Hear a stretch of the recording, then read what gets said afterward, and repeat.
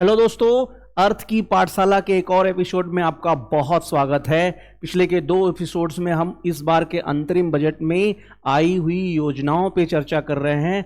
ऐसी योजनाओं के बारे में चर्चा कर रहे हैं जिनका इस बार के बजट में कुछ डिस्कशन किया गया है, जिनके ऊपर कुछ आवंटन किए गए हैं और एग्जाम के पॉइंट ऑफ व्यू से ऐसे स्कीम्स बहुत इंपॉर्टेंट हो जाती हैं। इसीलिए इस प्रक्रिया में ऐसे स्कीम्स को लिया गया है। मैं पहले की वीडियो में आपको बता भी चुका हूं, एक बार फिर मैं बता रहा हूं। अगर मान लीजिए जो आप पहली बार वीडियो देख रहे हैं कि स्कीम्स क्यों इंपॉर्टेंट हो जाती हैं आपके एग्जाम के पॉइंट ऑफ व्यू से।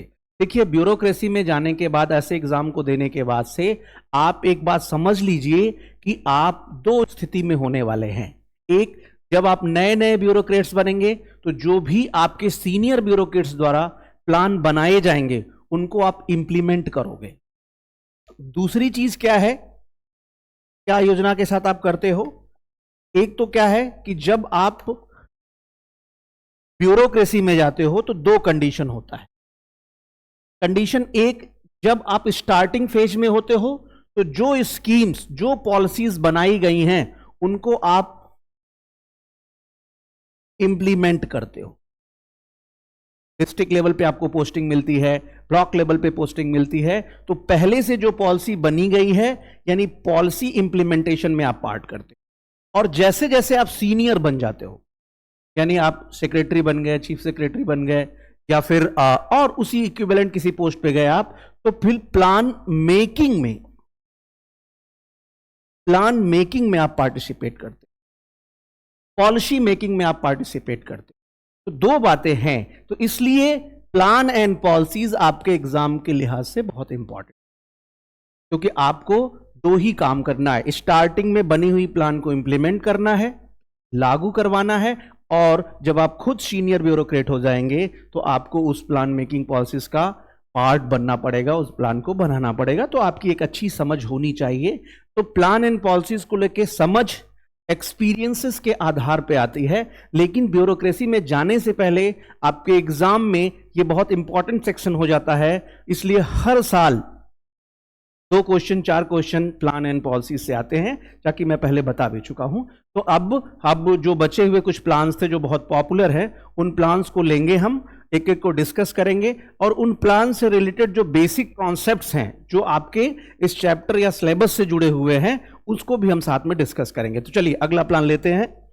कौन सा अगला प्लान है मैं आपको बताता हूं, and it is PM Ujjwala योजना, प्रधानमंत्री उज्ज्वला योजना। पीएम उज्ज्वला योजना,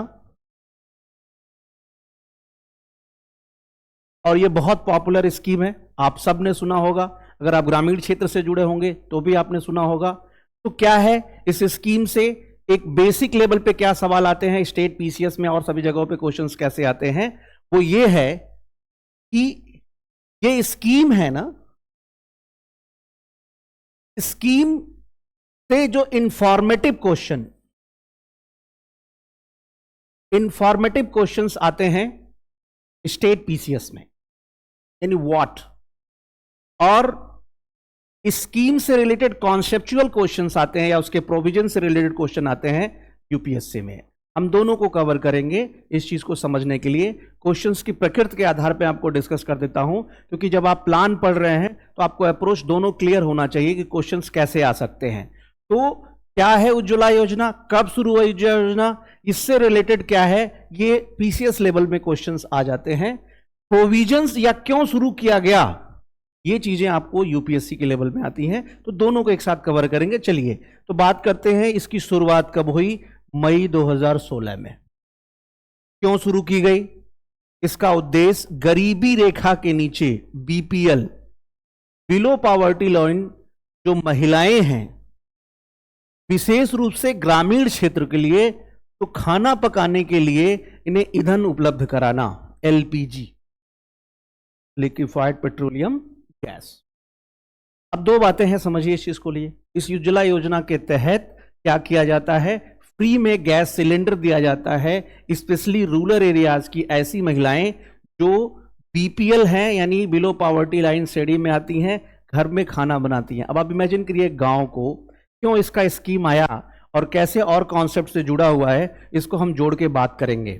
फिलहाल और क्या चीजें हम देख लेते हैं इस चीज को लेकर के। खास बात क्या है, बजट 2024-25 के अनुसार अब तक 10 करोड़ से अधिक एलपीजी कलेक्शन दिए जा चुके हैं। इंफॉर्मेटिव इस बजट में बताया गया है 10 करोड़ से अधिक परिवारों को उज्ज्वला योजना के तहत। यह बहुत बड़ी अचीवमेंट है और यह बहुत सक्सेसफुल स्कीम है, इसलिए इस स्कीम के पूछे जाने के चांसेस बहुत ज्यादा हो जाते हैं, इसलिए आप इसको समझिए।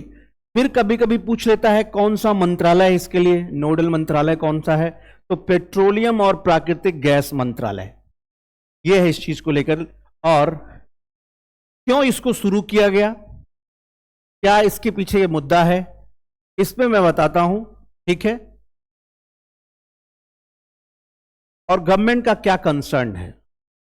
देखिए, WHO वर्ल्ड हेल्थ ऑर्गेनाइजेशन के अनुसार हानिकारक घरेलू वायु प्रदूषण से प्रत्येक वर्ष 3.2 मिलियन मौतों में योगदान होता है, और जिसमें 2,37,000 से अधिक मौतें 5 वर्ष से कम उम्र के बच्चों में।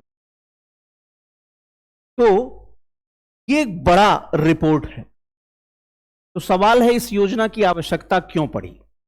चलिए मैं आपको गांव में ले चलता हूं। आपने गांव में देखा होगा, अगर आपसे गांव से जुड़े होंगे, कि मिट्टी का चूल्हा होता है जिसमें लकड़ी या उपले जो होते हैं उसको प्रयोग किया जाता है। और अगर आप देखे होंगे बचपन में ना, एक पाइप होती थी जिससे ऐसे फूंकते थे, जिससे मतलब उसको जलाने में काम आता था।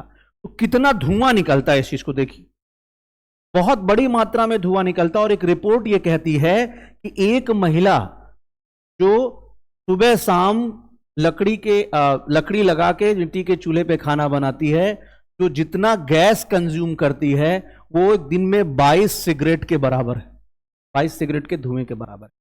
अब हेल्थ को लेकर के सोचिए क्या इशू होगा।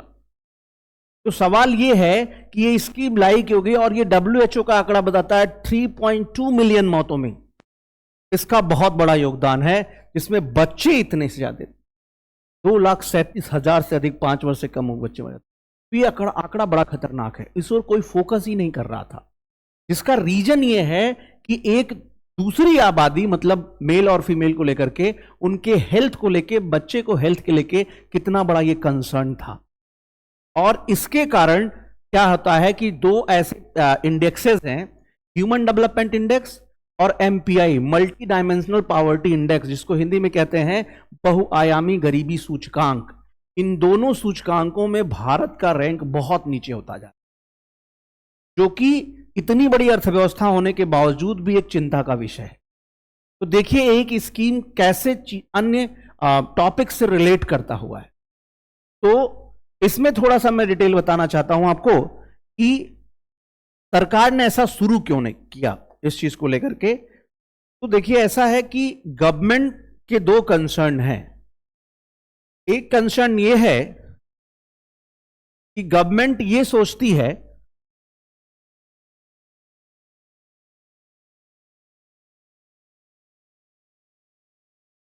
ह्यूमन डेवलपमेंट इंडेक्स, मानव विकास सूचकांक में भारत की स्थिति सही हो जानी चाहिए। अभी 132 टू 131 के रेंज में रहता है, ये थोड़ा ऊपर नीचे होता है आउट ऑफ 189 कंट्रीज। तो ह्यूमन डेवलपमेंट इंडेक्स में हम इतने नीचे हैं, जबकि हमारे बहुत से पड़ोसी अच्छे हैं। तो ह्यूमन डेवलपमेंट इंडेक्स में हमारी स्थिति कैसे अच्छी होगी, अगर हम महिलाओं के स्वास्थ्य पे काम करेंगे। और महिलाओं के स्वास्थ्य पे काम करने के लिए एक बहुत अच्छी चीज ये है कि उस घर में मुफ्त LPG सिलेंडर दे दिया जाए, जिससे वायु प्रदूषण रहित भोजन बन सके घर के अंदर और उनके हेल्थ पे काम हो सके। इसके सोशल इंपैक्ट भी हैं, देखिए इन्वायरमेंटल इंपैक्ट भी हैं।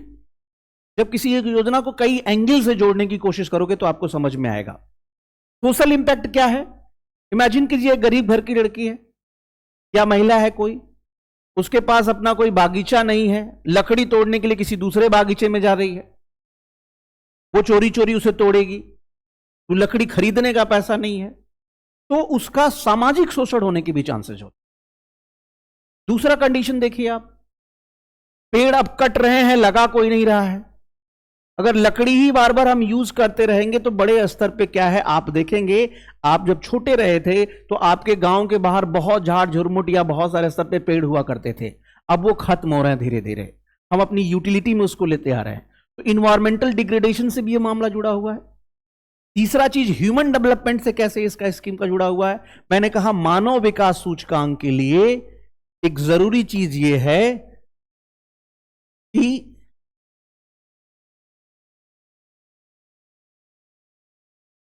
एक ह्यूमन डेवलपमेंट के लिए 3 पैरामीटर बहुत इंपॉर्टेंट है।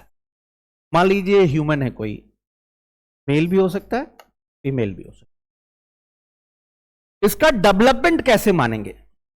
इसका डेवलपमेंट मानेंगे जब 3 चीजें इसके स्तर हो, क्वालिटी और क्वांटिटी भी बेहतर हो। केवल इसका पैसा बढ़ जाए तो कहेंगे ग्रोथ हो रहा है, यानी समृद्धि हो रही है। लेकिन विकास क्या होगा? एक बड़ी विचारधारा है विकास के लिए। एक ह्यूमन का डेवलपमेंट तब माना जाएगा, पहली चीज उसका हेल्थ अच्छा हो, स्वास्थ्य अच्छा हो। स्वास्थ्य नहीं अच्छा है तो कुछ भी अच्छा। और देखिए उज्ज्वला स्कीम महिलाओं के स्वास्थ्य से जुड़ा है। मैंने कहा यह बहुत बड़ा वर्क कंसर्न है और इस पे काम किए जाने की जरूरत है। गवर्नमेंट गरीब यानी एससी, एसटी और women of all category, women of all category को एक कैटेगरी में मानता है कि इन्हें सरकार के सपोर्ट, रिजर्वेशन और चीजों की जरूरत है। इनकी स्थिति बहुत अच्छी नहीं है। महिलाएं में एससी, एसटी भी शामिल है और जनरल भी शामिल है। ये गवर्नमेंट के मेन कंसर्न में है। इसलिए मैं आपको बताऊं, एक स्कीम है स्टैंड अप इंडिया योजना, और स्टैंड अप इंडिया योजना के लाभार्थी कौन कौन हो सकते हैं, ये यूपीएससी में सवाल आया है 2017 में, जिसमें बताया कि इसके लाभार्थी एससी, एसटी हो सकते हैं and women of all categories. ये एक कॉलम दे दिया था पूछने के लिए। तो फीमेल जो है ना, एक बहुत बड़ी आबादी है जिसके हेल्थ को लेकर गवर्नमेंट कंसर्न है। और अगर किसी देश में विकास करना है तो महिलाओं के स्वास्थ्य को इग्नोर करके आप विकास नहीं कर सकते, विकास बेमानी होगी। समझ पा रहे हैं आप? तो एक स्कीम को हम पढ़ रहे हैं, वो स्कीम क्यों लाई गई, इसके डिफरेंट डायमेंशंस को साथ में हम समझते चल रहे हैं कि अगर एक बड़ा वर्ग नहीं आगे आएगा, वो आगे स्वस्थ नहीं रहेगी या उसका स्टैंडर्ड ऑफ लिविंग अच्छा नहीं होगा, एजुकेशन में उसका पार्टिसिपेशन नहीं होगा, तो एक आधी आबादी का डेवलपमेंट नहीं होगा, तो फाइनली देश का डेवलपमेंट नहीं होगा और मानव विकास सूचकांक, बहुआयामी गरीबी जैसे सूचकांकों में हम बहुत नीचे आ जाएंगे। तो मैंने कहा एक कॉन्सेप्ट है एचडीआई जो जुड़ा हुआ है इससे, पीएम उज्ज्वला योजना से। तो इसके 3 चीजें हैं। एसडीआई जाने से पहले मैंने कहा ह्यूमन डेवलपमेंट, मानव विकास के 3 पैरामीटर। बहुत आसान बात, आप खुद समझ रहे हैं, खुद को आप सोच के देखिए कि आपका विकास कब माना जाएगा। सबसे पहली चीज तो हेल्थ, और कहावत भी है, पहला सुख सुंदर काया, यानी आप शरीर से फिट हो, वो पहला सुख है। दूसरा सुख घर में माया, यानी घर में पैसा होना चाहिए। ऐसे ही 6, 7, 8 सुख गिनाए गए हैं, जिसमें सबसे पहला है यानी आप फिट हो, हेल्थ। क्योंकि अगर हेल्थ नहीं है तो कुछ भी नहीं है। बहुत पैसा हो आपके पास, हेल्थ नहीं है तो कोई मतलब नहीं। बहुत आपके पास शोहरत हो, बहुत समृद्धि हो, हेल्थ नहीं है तो कुछ भी नहीं है। तो विकास का पहला पैरामीटर है हेल्थ। Health is health. दूसरा है नॉलेज। नॉलेज दूसरा है नॉलेज, यानी ज्ञान। अब हेल्थ बहुत अच्छा है और ज्ञान है ही नहीं है, क्वालिटी है ही नहीं है, तो क्या करेंगे? लेबर का काम करेंगे, अनस्किल्ड जॉब करेंगे, अच्छी तरीके से पेड नहीं होंगे, स्टैंडर्ड ऑफ लिविंग अच्छा नहीं होगा, और फिर बिलो पॉवर्टी लाइन में जिएंगे, सरकार की कृपा पे रहेंगे आप। तो दूसरा है नॉलेज। नॉलेज कैसे आएगा? नॉलेज आएगा क्वालिटी एजुकेशन से। क्वालिटी एजुकेशन, और तीसरा है जो पैरामीटर है किसी ह्यूमन के डेवलपमेंट का, गुड स्टैंडर्ड ऑफ लिविंग।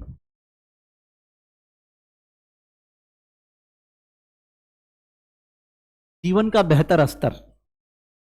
और अच्छी स्टैंडर्ड ऑफ लिविंग नहीं होगी तो फिर भाई देखो, हेल्थ भी हो, नॉलेज भी हो और पैसा नहीं हो ना, तो फिर कोई मतलब है नहीं। क्योंकि जब तक जेब में पैसा है लोग पूछते हैं कैसा है।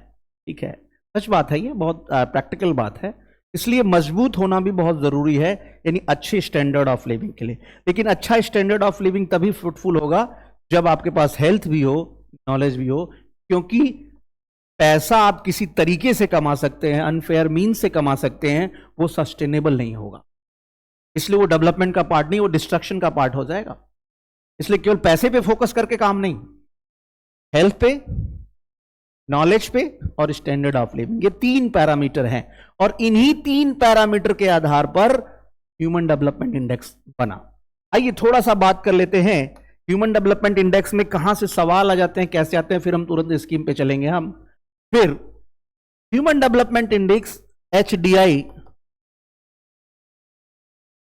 ये जारी करता है कौन? UNDP। हालांकि HDI पे एक पूरी क्लास अलग से हो सकती है, लेकिन यहां रेफरेंस में मैं थोड़ा बता चल रहा हूं। UNDP मतलब यूनाइटेड नेशन डेवलपमेंट प्रोग्राम, संयुक्त राष्ट्र विकास कार्यक्रम। UNDP HDI जारी करता है, पब्लिश करता है 1990 से। ये भी डेट पूछता है, पहले तो यही सवाल पूछ लेता है, who publishes HDI human development index, मानव विकास सूचकांक कौन जारी करता है? UNDP। कब से जारी हो रहा है? 1990 में। किसने दिया? महबूब उल हक, पाकिस्तान के अर्थशास्त्री हैं महबूब उल हक। इन्होंने ये कॉन्सेप्ट दिया है ह्यूमन डेवलपमेंट इंडेक्स का, मानव विकास सूचकांक का, और इनको असिस्ट किया था हमारे देश के भारतीय मूल के अर्थशास्त्री डॉक्टर अमर्त्य सेन, अमर्त्य सेन। इनको नोबेल पुरस्कार भी मिला हुआ है अर्थशास्त्र के क्षेत्र में, और ये वेलफेयर इकोनॉमिक्स के लिए जाने जाते हैं, कल्याणकारी अर्थशास्त्र के लिए जाने जाते हैं। एक सवाल आ सकता है, कल्याणकारी अर्थशास्त्र क्या होता है, वेलफेयर इकोनॉमिक्स क्या होता है? इकोनॉमिक्स यानी अर्थशास्त्र का वह पार्ट, वह क्षेत्र जिसमें गवर्नमेंट स्कीम्स और उनके बेटर इंप्लीमेंटेशन का नॉलेज लिया जाता है या स्टडी किया जाता है, उसको वेलफेयर इकोनॉमिक्स कहते हैं। और गवर्नमेंट स्कीम्स के इंप्लीमेंटेशन पे इन्होंने बहुत बेहतर काम किया था, इसलिए ये वेलफेयर इकोनॉमिक्स के लिए नोबेल प्राइज प्राप्त किए थे। तो अमर्त्य सेन की बहुत सारी किताबें हैं, एक बहुत अच्छी बुक है इनकी द आर्गुमेंटेटिव इंडियंस, बड़ी प्रसिद्ध किताब है, और बहुत सारी किताबें उन्होंने लिखी थे। तो हम आते हैं HDI ह्यूमन डेवलपमेंट इंडेक्स। तो किसी देश का, तो सवाल है इसमें इंडेक्स क्या होता है? इंडेक्स, इंडेक्स का मतलब होता है रैंकिंग करना। कौन सा वैसे मान लीजिए इंडेक्स बन सकता है, टेस्ट ले लिया जाए क्लास के अंदर तो भी एक इंडेक्स बनाया जा सकता है। तो इंडेक्स का मतलब होता है रैंकिंग।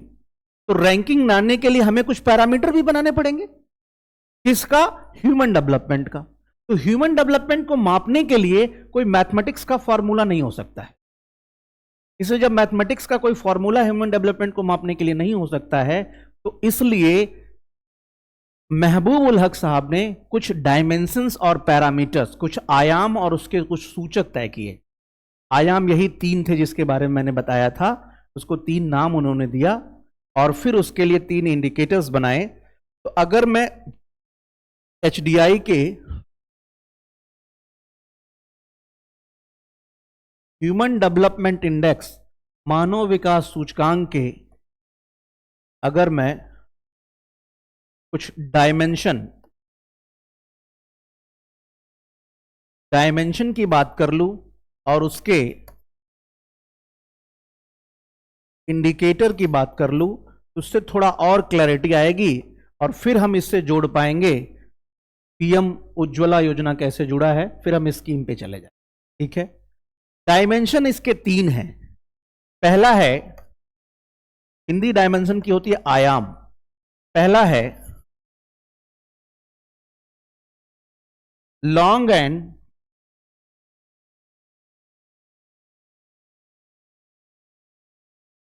हेल्दी लाइफ,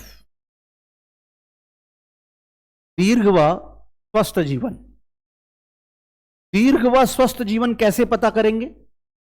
किसी देश के नागरिक कितना हेल्दी हैं और कितना लंबा जी रहे हैं, इसके लिए इन्होंने इंडिकेटर दिया लाइफ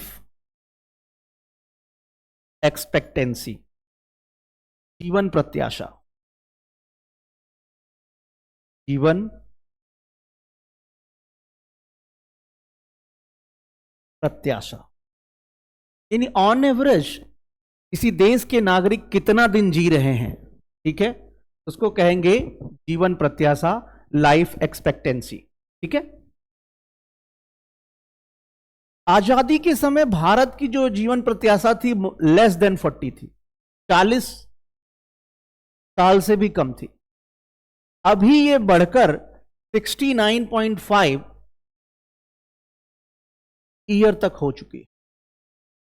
ये डेवलपमेंट तो हुआ है, लेकिन आजादी के इतने सालों में इतना डेवलपमेंट यानी लाइफ एक्सपेक्टेंसी का इतना बढ़ना बहुत संतोषजनक नहीं है इतनी बड़ी जनसंख्या के बाद। तो ये दिखाता है कि भारत में स्वास्थ्य सुविधाओं के लेवल पे अभी प्रॉब्लम है, और ये जगजाहिर हो गया स्पेशली कोविड के दौरान जब ऑक्सीजन के सिलेंडर के लिए मारामारी हो रही थी। तो मेंस में इसी लिहाज से क्वेश्चंस आ जाते हैं कि ह्यूमन डेवलपमेंट इंडेक्स में इंडिया की रैंकिंग बेहतर करने के लिए क्या सजेशंस हो सकते हैं। आप एक एक एरिया पकड़ करके आप सुझाव दे सकते हैं। जैसे इसी में देना होगा, अगर हेल्थ लाइफ एक्सपेक्टेंसी बेहतर करनी हो तो हेल्थ सर्विसेज को देना है। तो हेल्थ सर्विसेज में ना केवल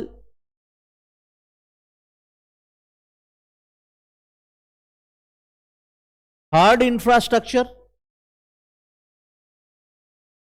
बल्कि सॉफ्ट इंफ्रा पे भी काम करना होगा।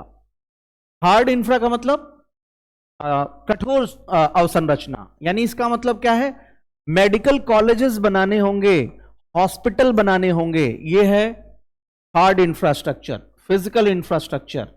लेकिन इसके साथ साथ हमें बेहतर डॉक्टर्स भी क्रिएट करने होंगे, बेहतर मेडिकल साइंटिस्ट भी हमें बनाने होंगे, प्रोड्यूस करने होंगे।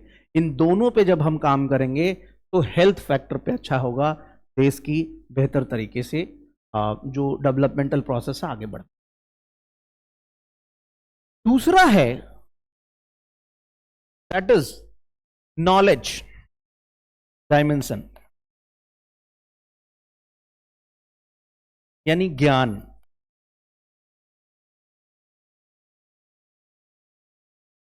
नॉलेज का लेवल क्या है,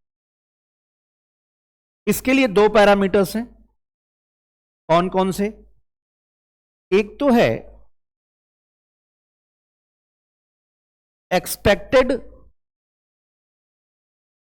expected years of schooling,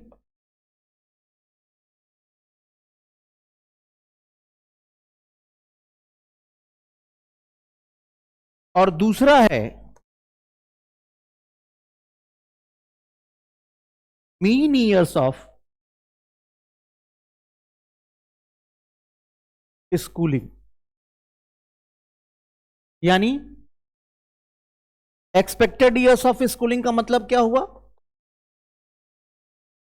school में कितने वर्ष बिताने चाहिए किसी नागरिक को, और दूसरा mean years of schooling, school में वहां का नागरिक कितने वर्ष बिताता है, कितना बिताना चाहिए और कितने बिताता है। आपको पता होगा भारत में ड्रॉप आउट की प्रॉब्लम है, क्योंकि भारत में गांव में देखिए, अगर गांव से जुड़े होंगे आप, अभी जब खेती का सीजन जा रहा होगा अचानक बच्चों की क्या है अटेंडेंस कम हो जाती है, क्योंकि माँ बाप के साथ वो हाथ बटाने लगते हैं।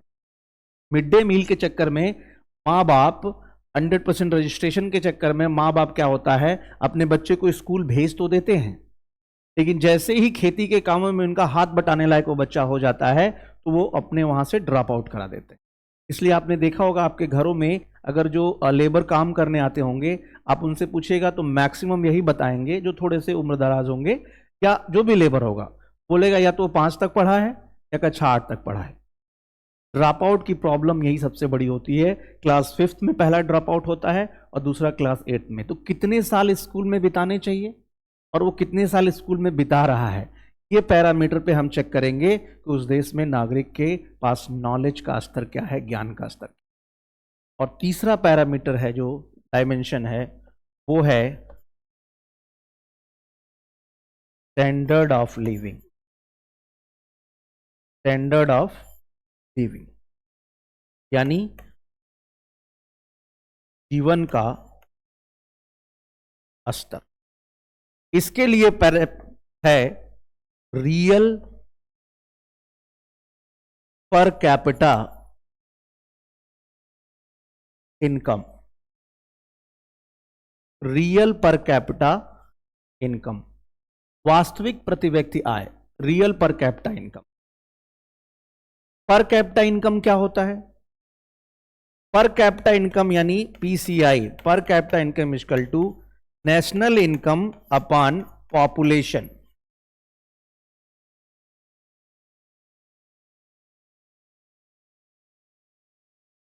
राष्ट्रीय आय बटा जनसंख्या।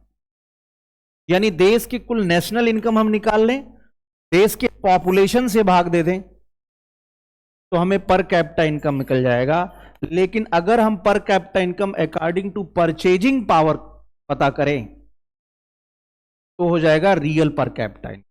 जैसे मैं कहूं कि इस क्लास में अगर हम सबके पॉकेट से अगर हम पैसे निकालें, सबके वॉलेट को निकालें, तो मान लो 10,000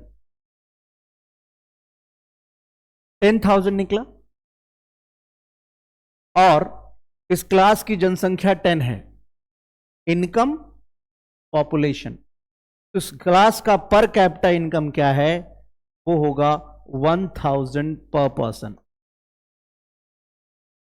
ये एवरेज आएगा, लेकिन ये जरूरी नहीं है इस क्लास में इस 10,000 में जो पैसे निकलने सबके बराबर आए हो सकता हो कि 9,000 किसी ने मिला दिया हो, किसी ने और 8 लोग मिलकर के 1,000 ही मिलाए हो। तो रियल पर कैपिटा इनकम कैसे निकलेगा? एक इंडिविजुअल की परचेजिंग पावर कितनी है? जो 9,000 अकेले मिलाया है 9,000, उसकी परचेजिंग पावर बहुत ज्यादा होगी ना, और इनकी बहुत कम होगी। तो इनका जो पर कैपिटा इनकम रियल का मतलब होता है डिफरेंस पता चलेगा लोगों के स्तर में।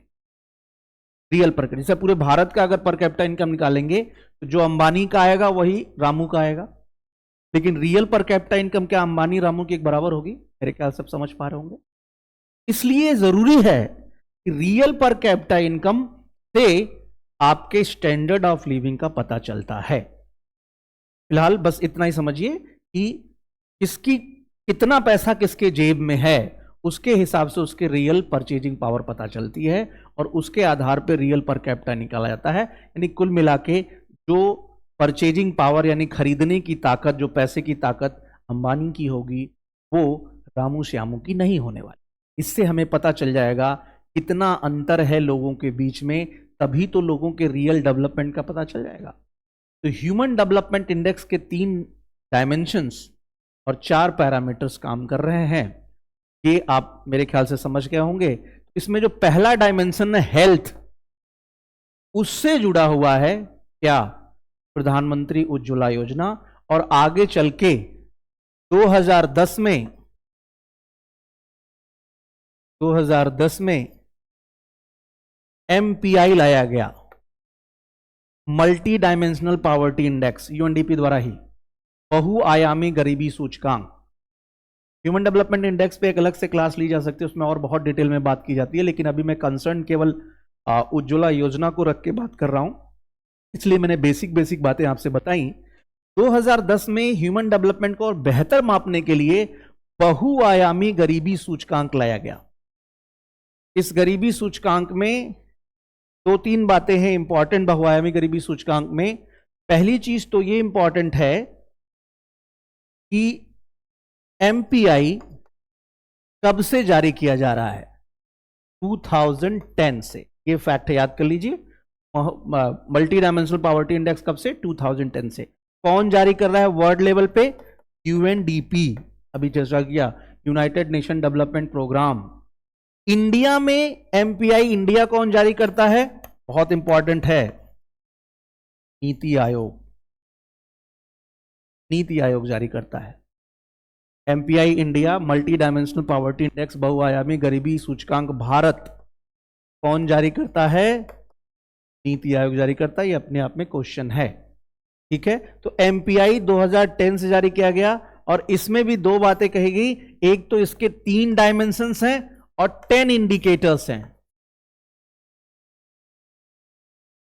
10 इंडिकेटर्स हैं। पीसीएस में यही सवाल पूछ लिया था कि कितने सूचकांक बहुआयामी गरीबी सूचकांक में है, और 3 इंडिकेटर्स में 3 इंडिकेटर्स सेम है क्या? एक तो है हेल्थ, डायमेंशन की बात मैं कर रहा हूं, 3 डायमेंशन में हेल्थ, दूसरा है एजुकेशन, और तीसरा है स्टैंडर्ड ऑफ लिविंग। बहुआयामी गरीबी सूचकांक का तीसरा डायमेंशन है, और इसी डायमेंशन में 6 इंडिकेटर्स हैं। इनमें से एक इंडिकेटर है क्या?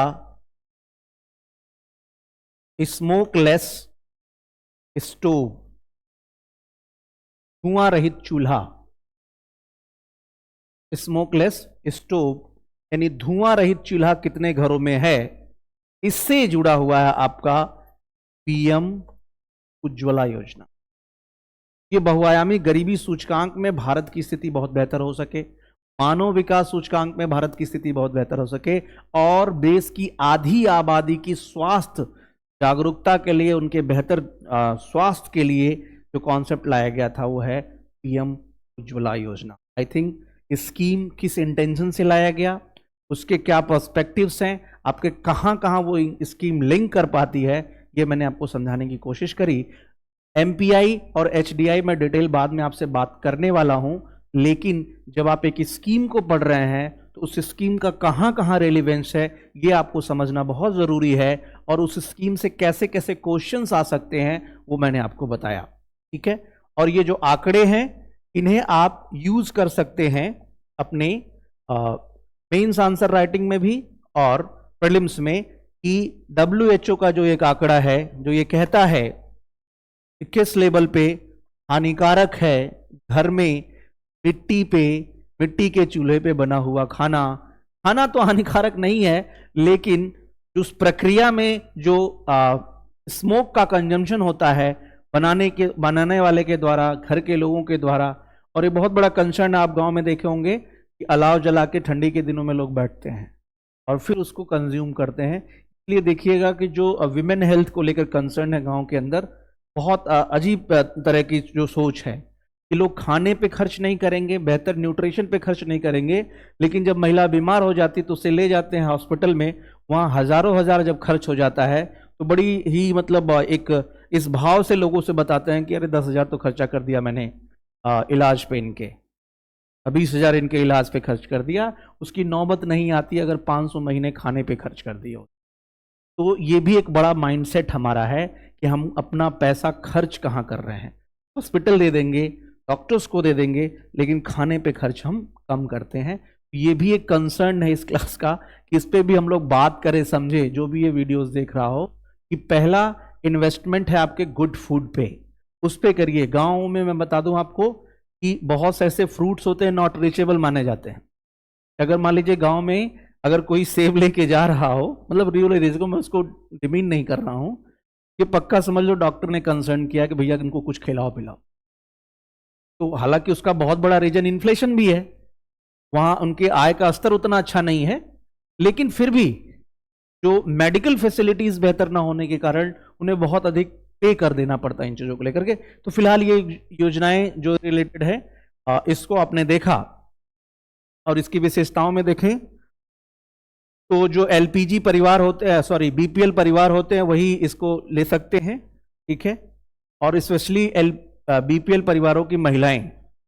बीपीएल क्या होता है? Below poverty line. अगर बात करें, थोड़ा सा कुछ लोग अगर नहीं समझ पा रहे होंगे, तो बिलो पॉवर्टी लाइन का मतलब यह होता है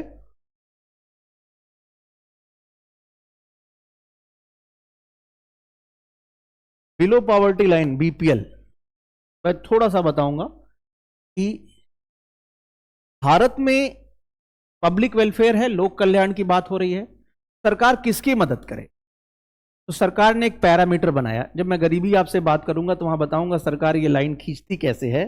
लेकिन भारत में गरीबी जो है एब्सोल्यूट है, निरपेक्ष गरीबी पाई जाती है। एब्सोल्यूट पॉवर्टी का मतलब क्या है? या तो आप गरीब हैं या तो आप गरीब नहीं हैं।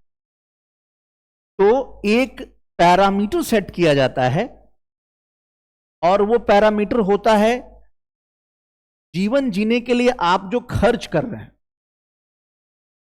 उसका एक सेट पैरामीटर्स है। अगर उस पैरामीटर में आप आ जाते हैं तो आप एपीएल कहलाएंगे, एबव पॉवर्टी लाइन। वैसे गरीब तो हर कोई है, रिलेटिव होता है, लेकिन उस पैरामीटर पे आप नहीं आ पा रहे हैं तो आप कहलाएंगे बिलो पॉवर्टी। और बिलो पॉवर्टी लाइन के नीचे जो लोग आते हैं यही गवर्नमेंट के टारगेट ऑडियंस होते हैं या टारगेट बेनिफिशरीज होते हैं।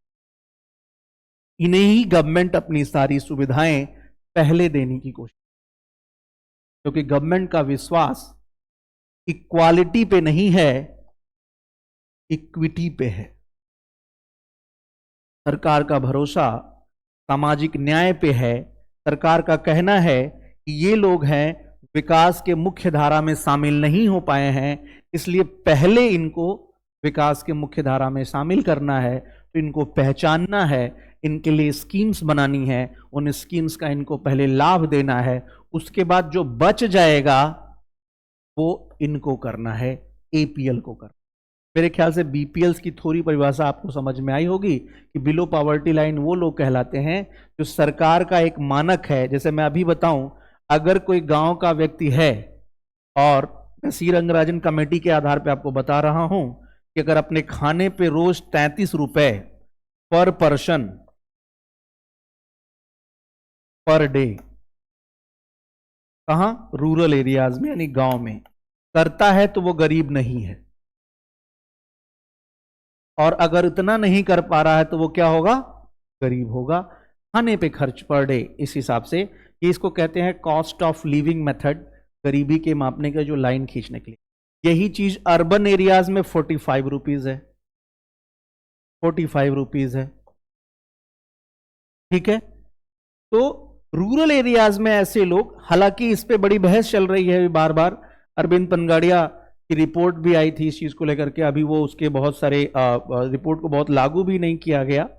लेकिन सी रंगराजन जो कमेटी की रिपोर्ट आई थी उसने ये कहा था कि ये सिचुएशन है स्पेशली रूरल एरियाज का, अगर ये होता है तो ऐसे परिवार जो बीपीएल हैं उनको मुफ्त सिलेंडर देने के लिए सरकार ने उज्ज्वला योजना लेके आई। और मेरे ख्याल से आपको चीजें समझ में आएंगी। लेटेस्ट आंकड़ा भी आपके सामने है कि कितने करोड़ परिवारों को, ये 10 करोड़ परिवारों को ये कनेक्शन दिया जा चुका है। आगे बढ़ते हैं इस चीज को लेकर के, और इसमें जो सिलेंडर की सब्सिडी भी दी जाती है, और उसके साथ साथ ये भी सरकार ने कहा कि भाई जो लोग ऐसे हैं जो बड़े स्तर पे चीजें आप नहीं कर पा रहे हैं, लाइक आपकी कंडीशंस बहुत अच्छी है, तो आप ये काम कर सकते हैं कि इस स्कीम के तहत आप एक काम कर सकते हैं कि अपनी उज्ज्वला, इस स्कीम के तहत नहीं, जो ऐसे लोग थे जिनकी स्थितियां बहुत अच्छी थी, तो प्रधानमंत्री जी ने कहा कि भाई आप अपनी सब्सिडी छोड़ सकते हैं, और उन सब्सिडीज को हम क्या है, उन सब्सिडीज के बेस पे हम जो गरीब लोग हैं उनको ये दे सकते हैं। तो मेरे ख्याल से उज्ज्वला योजना बहुत इंपॉर्टेंट है। इससे रिलेटेड क्या कॉन्सेप्ट होता है मैंने आपको बता दिया। चलिए आगे बढ़ते हैं। एक और स्कीम है उजाला, उजाला स्कीम। तो कब शुरू हुई? फैक्चुअल बात, जनवरी 2015 में। क्या है उजाला स्कीम का मतलब? सभी के लिए सस्ती एलईडी द्वारा उन्नत ज्योति, ठीक है। उद्देश्य ऊर्जा दक्षता को बढ़ावा देना और ऊर्जा कुशल एलईडी बल्बों के उपयोग को प्रोत्साहित करके कार्बन उत्सर्जन को कम करना। का गवर्नमेंट का बहुत बड़ा कंसर्न क्या है? कार्बन उत्सर्जन को कम करना है। ग्लोबल वार्मिंग के कारण वैश्विक लेवल पे जो डेवलप्ड इकोनॉमीज हैं, वैश्विक स्तर की बहुत बड़ी जो संस्थाएं हैं, वो लगातार हर कॉन्फ्रेंस में सरकार को दबाव बनाती हैं, भारत जैसे डेवलपिंग इकोनॉमीज को, कि कार्बन का उत्सर्जन कम करे।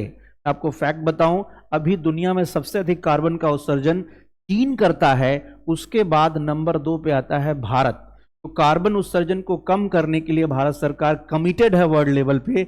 इसलिए सरकार ने कहा कि भैया ऐसा है, हम एक स्कीम लेके आए हैं उजाला, और इसके तहत एलईडी बल्बों को क्या किया जाएगा? दिया जाएगा।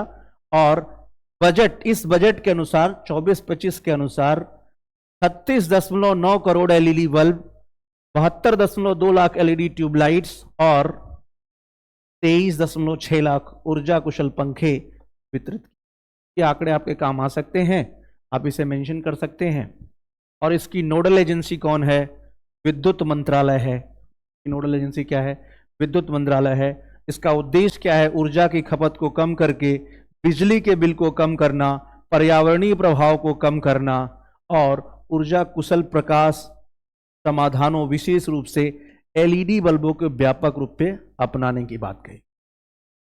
कुल मिला के उजाला स्कीम रिलेटेड है एलईडी बल्ब के वितरण से, जिससे कार्बन इमिशन कम हो सके, पर्यावरण का संरक्षण हो सके, ऊर्जा के लिए जो आप बहुत सारे जो बिजली का बिल है वो कम हो सके, इस लिहाज से इसकी शुरुआत की गई है। उजाला स्कीम के बारे में इतना आपको पता होना चाहिए। और इसके तहत देखिए खास बात क्या है, सब्सिडी वाले एलईडी बल्ब दिए जाएंगे रियायती दरों पे, जिससे खरीद लागत काफी कम हो जाती है। उन घरों में व्यवसाय के लिए अधिक किफायती बना दिया जाता है। ठीक है।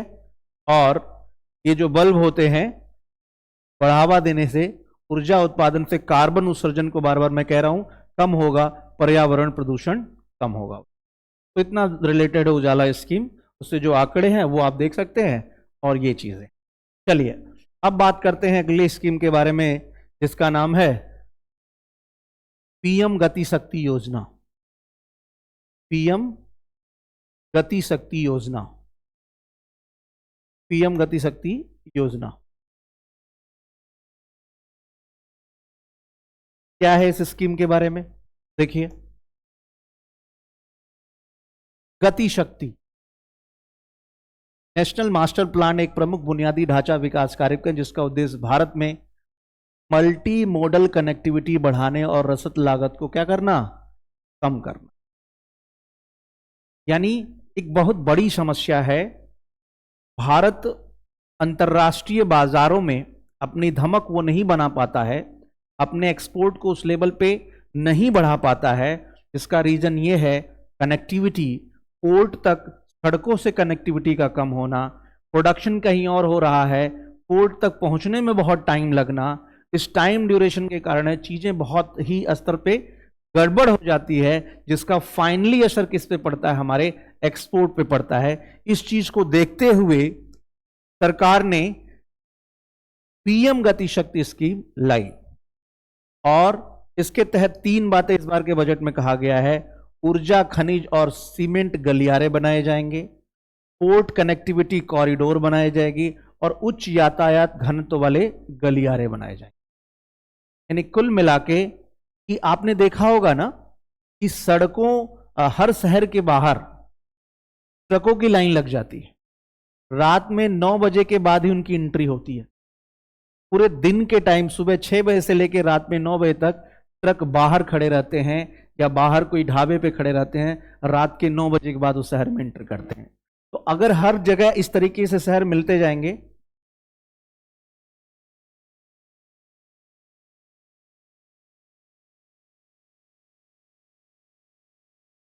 तो, हाँ मैं ये कह रहा कि अगर कनेक्टिविटी कम हो जाएगी है, बड़े स्तर पे चीजें नहीं मिल पाएंगी। बड़े स्तर पे चीजें मिलने का मतलब क्या है? एक्सपोर्ट को वो एक्सपोजर नहीं मिल पा रहा था। ये कह रहा था कि सड़कों तक, हर शहर के बाहर ये कनेक्टिविटी बहुत लेवल पे होते हैं या वो रुके